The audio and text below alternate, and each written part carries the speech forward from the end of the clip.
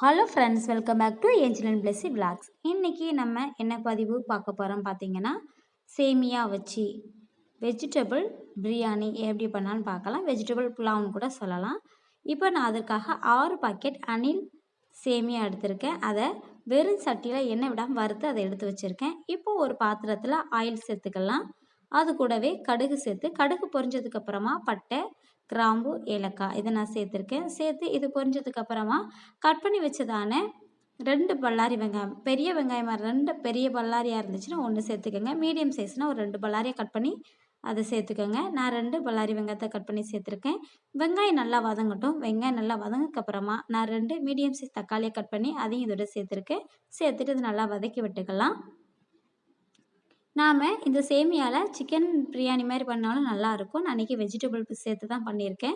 இப்போ வெங்காயம் வதங்கிருச்சு, தக்காளியும் வதங்கிருச்சு. இப்போ நாம் ஒரு 1 டேபிள் ஸ்பூன் அளவுக்கு இஞ்சி பூண்டு பேஸ்ட்டை சேர்த்துருக்கேன். சேர்த்து இப்போ நம்ம நல்லா வதக்கி விட்டுலாம். இஞ்சி பூண்டோட பச்சை வாசனை எல்லாம் போனதுக்கப்புறமா நம்ம கட் பண்ணி வச்சதான காய்கறி எல்லாம் சேர்த்துக்கலாம். 100 கிராம் கேரட், அப்புறம் 100 கிராம் பீன்ஸ், அதுக்கப்புறம் 4 பச்சை மிளகா இது எல்லாத்தையும் சேர்த்துக்கலாம். அது கூடவே 100 கிராம் பச்சை பட்டாணியை கழுகி அதையும் நம்ம இதோட சேர்த்துக்கலாம். சேர்த்துட்டு நல்லா வதக்கி விட்டுக்கலாம். நீங்கள் காஞ்ச பட்டாணி வச்சுருந்தீங்கன்னா நைட்டு ஓவர் நைட் ஊற விட்டு காலையில் அதை கழுகி சேர்த்துக்கோங்க. நான் பச்சை பட்டாணி சேர்த்துருக்கேன். இப்போ காய்கறிக்கு தேவையான அளவு உப்பை நம்ம சேர்த்துடலாம். சேர்த்துட்டு எல்லாத்தையும் நல்லா வதக்கி விட்டுக்கலாம்.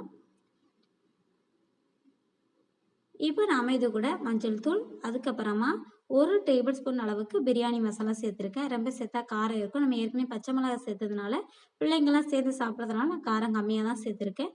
நீங்கள் தேவைப்பட்டு அதிகமாக சேர்த்துக்கோங்க. சில்லி பவுடரும் சேர்த்துக்கோங்க. இப்போ நான் இது கூட கருவேப்பிலையை சேர்த்துருக்கேன். சேர்த்துட்டு இப்போ இதை எல்லாத்தையும் நம்ம வதக்கி விட்டுக்கலாம். இப்போது நம்ம சேமியாவுக்கு தேவையான அளவு தண்ணீரை சேர்த்துக்கலாம். இப்போ நம்ம தேவையான அளவு தண்ணீர் சேர்த்தாச்சு. இப்போது தண்ணீர் நல்லா கொதிக்கிறதுக்கு கொஞ்ச நேரம் மூடி வச்சிடலாம். இப்போது லைட்டாக ஒரு சிறு கொதி வந்ததுக்கப்புறமா நாம் இது கூட ஒரு 1/2 லெமன் ஜூஸை இதோட சேர்த்துக்கலாம். சேர்த்துட்டு இப்போ பாருங்கள் நல்லா கொதிச்சிருச்சு. இப்போ நாம் வறுத்து எடுத்து வச்சதான சேமியாவை இதோட சேர்த்துடலாம். ஒரு கிளாஸ்க்கு 1.5 கிளாஸ் அளவு தண்ணி, 1 கிளாஸ் சேமியானா அதாவது 1 கப் சேமியானா 1.5 கப் அளவு தண்ணீர் சேர்த்தா கரெக்டாக இருக்கும். இப்போ கட் பண்ணி வச்ச புதினா மல்லியை நம்ம சேர்த்துடலாம். சேர்த்துட்டு நல்லா கிளறி விட்டுக்கலாம். இப்போ பாருங்கள் கொஞ்சம் தண்ணீர் நிற்குது. இப்போ நாம் தம் போட்டுடலாம். அடுப்பை சிம்மில் வச்சுட்டு இப்படியெல்லாம் நல்லா சேமியாவை எல்லா இடமும் சமமாக வச்சுட்டு நம்ம மூடி போட்டுடலாம். மூடி போட்டுட்டு ஒரு 5 நிமிஷம் போட்டு எடுத்தோன்னா சுவையான வெஜிடபிள் சேமியா பிரியாணி தயாராகிட்டு. இதை உங்கள் வீட்டில் ட்ரை பண்ணி பாருங்கள். இந்த வீடியோ உங்களுக்கு பிடிச்சிருந்துச்சுன்னா லைக் பண்ணுங்கள், கமெண்ட் பண்ணுங்கள். மறக்காமல் நம்ம சேனலுக்கு சப்ஸ்கிரைப் பண்ணிடுங்க. தொடர்ந்து அடுத்த வீடியோவில் சந்திப்போம். நன்றி.